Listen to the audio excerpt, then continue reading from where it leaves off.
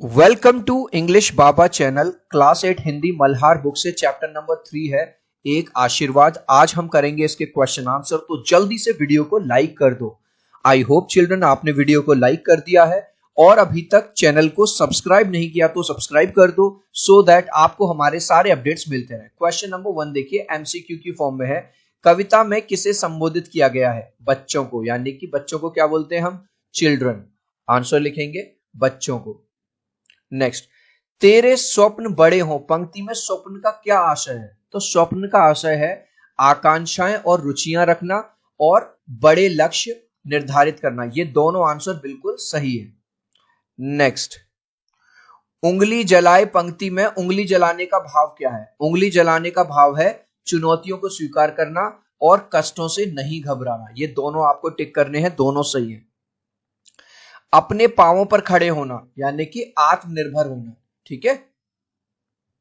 Next है, एक तरफ है कॉलम 1, कॉलम 2 से आपको मैच करना है। तो आंसर देखेंगे, भावना की गोद से उतरकर जल्द पृथ्वी पर चलना सीखे। इसको मिलाएंगे आप 3 से, भावनाओं में ना बहकर वास्तविकता का सामना करना।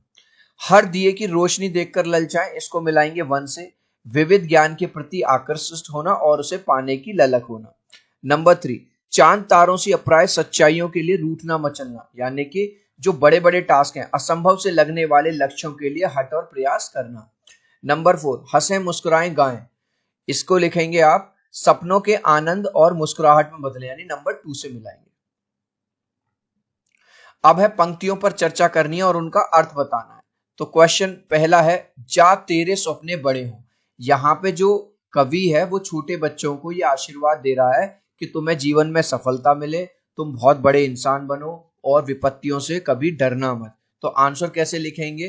यह आशीर्वाद या शुभकामना है कि तुम्हारी सोच और लक्ष्य छोटे ना हो।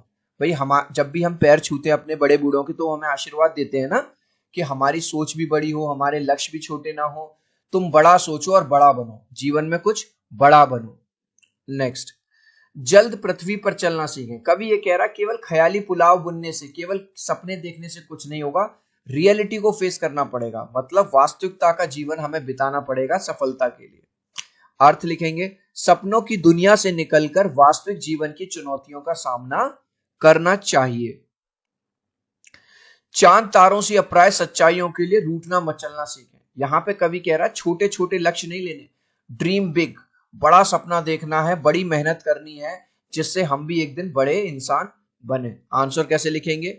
जो चीजें कठिन हैं उन्हें भी पाने की जिद करो और कभी भी हार मत मानो। अब है अनुमान और कल्पना से। क्वेश्चन देखिए, कविता में सपनों के बड़े होने की बात की गई है। किस तरह की बात की गई है कि सपने बड़े हो? आपके अनुसार बड़े सपने कौन से हो सकते हैं?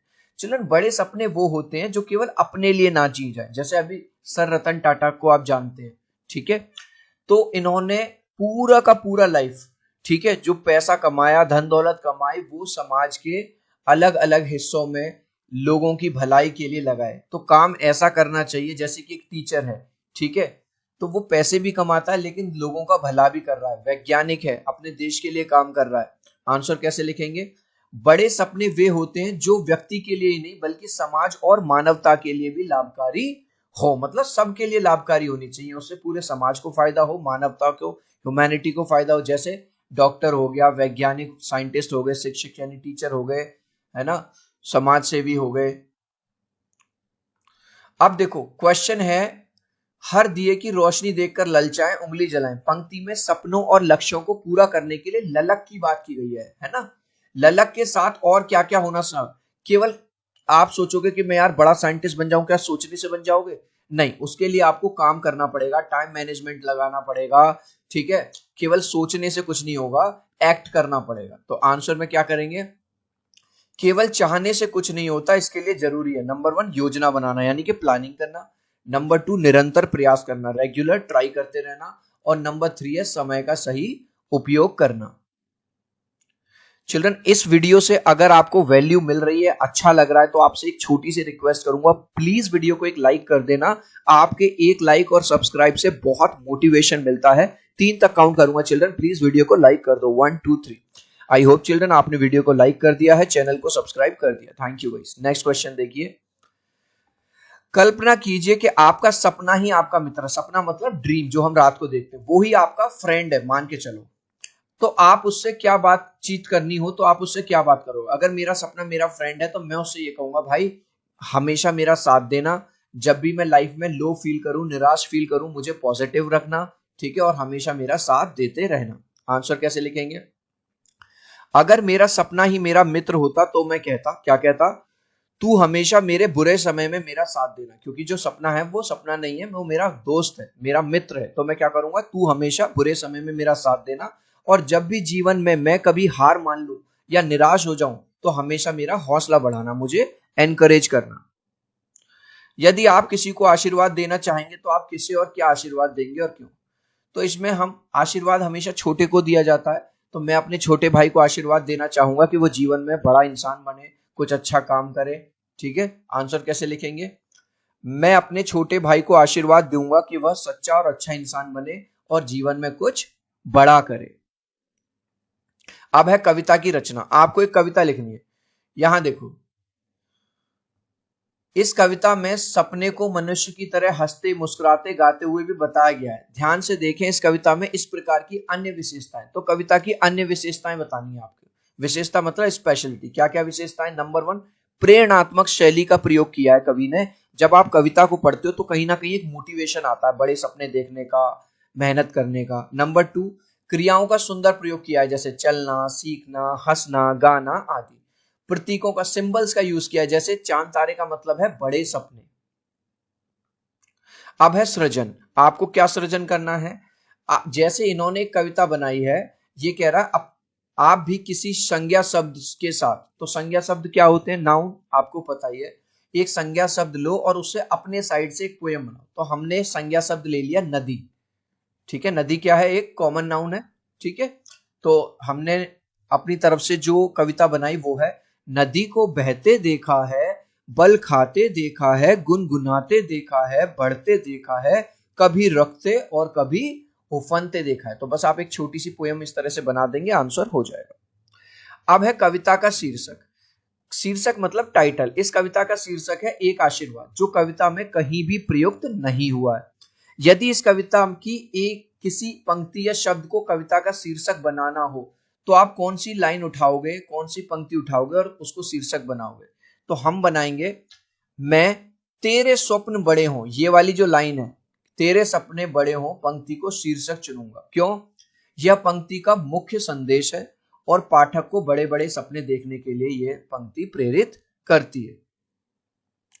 नीचे दिए गए रिक्त स्थानों में स्वप्न, स्वप्न मतलब सपना, ड्रीम से जुड़े शब्दों को समूह में चर्चा कीजिए। तो लिख दीजिए भाई, हमने एक तरफ लिख दिया यथार्थ, यानी कि जो हमारा ड्रीम है वो सच्चाई बनेगा। आकांक्षा, इच्छा, उमंग, आशा, कल्पना, प्रेरणा, लक्ष्य, उड़ान। इस तरह से आप इसको फिल कर सकते हैं। नेक्स्ट, कविता से वो शब्द चुनकर नीचे दिए गए हैं और उनके सामने कुछ अन्य शब्द भी दिए गए हैं। उन शब्दों पर घेरा बनाइए जो शब्द में समान अर्थ, यानी याद है हम छोटे थे तो ऑड वन आउट करते थे, वो करना है।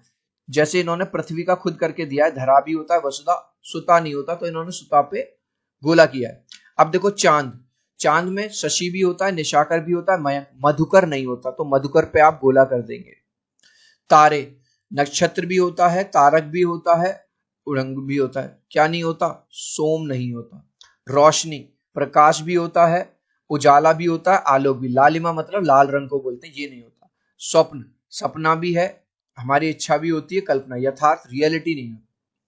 दिया, ज्योति, दीपक और प्रदीप। दीन का मतलब होता है गरीब। तो इस तरह से आपने ये कर दिया। नेक्स्ट देखिए, आना और जाना। ये कह रहा है आना और जाना दोनों क्रियाओं का प्रयोग करते हुए सार्थक वाक्य बनाइए। ये तो बहुत आसान है, आप अपने वर्ड्स में बना सकते हैं। जैसे मैं आना पे बनाता हूं, मैं रोज स्कूल आता हूं, मेरे दोस्त हर रविवार को मेरे घर आते हैं, बारिश के बाद ठंडी हवा आने लगी। तो आना, आना और इसमें भी आना। तो ये चाहो तो आप अपनी साइड से भी बना सकते हो। अब जाना वाला देखो, मैं गर्मियों में अपने गांव जाऊंगा, तो इसमें जाने की बात हुई है। हमें रोज बाजार जाना पड़ता है, यहाँ पे जाने की बात हुई है। मैं पिछले साल ताजमहल देखने आगरा गया था, तो जाने की बात हुई है। पाठ से आगे आपकी बात। अब ये कह रहा है कविता के माध्यम से बड़े लक्ष्य निर्धारित करने और उन्हें पूरा करने का आशीर्वाद दिया गया है। दिन प्रतिदिन के जीवन में आपको अपने माता पिता से और अध्यापकों से क्या आशीर्वाद मिलता है? मेरे माता पिता मुझे आशीर्वाद देते हैं कि तुम हमेशा खुश रहो और पढ़ाई में अच्छा करो। देते हैं ना हमारे पेरेंट्स ब्लेसिंग कि हम आगे बढ़े। मेरे शिक्षक यानी मेरे टीचर्स क्या कहते हैं? तुम मेहनत करो और अपने सपनों को पूरा करो। आप भी अपने छोटों के प्रति किसी ना किसी प्रकार की शुभेच्छा प्रकट करते हैं, उन्हें लिखिए। मैं अपने छोटे भाई बहनों को कहता हूं कि तुम खूब पढ़ाई करो और अपने सपनों को पूरा करो। इस लास्ट क्वेश्चन का आंसर आप मुझे देंगे कमेंट सेक्शन में, देखूंगा कितने बच्चे राइट आंसर देंगे। कविता में किसे संबोधित किया गया? मैंने स्टार्टिंग में बताया था, पीपल लोगों को, लेबर श्रमिक जो मजदूर होते हैं उनको, या चिल्ड्रन बच्चों को। आप चाहो तो अपने आंसर में कमेंट में ए बी या सी लिख देना, मैं समझ जाऊंगा। सो आई होप मेरा ये वीडियो आपको बहुत अच्छा लगा होगा। प्लीज वीडियो को लाइक कर देना, चैनल को सब्सक्राइब कर देना। अब हम मिलते हैं अगले वीडियो में। Bye bye.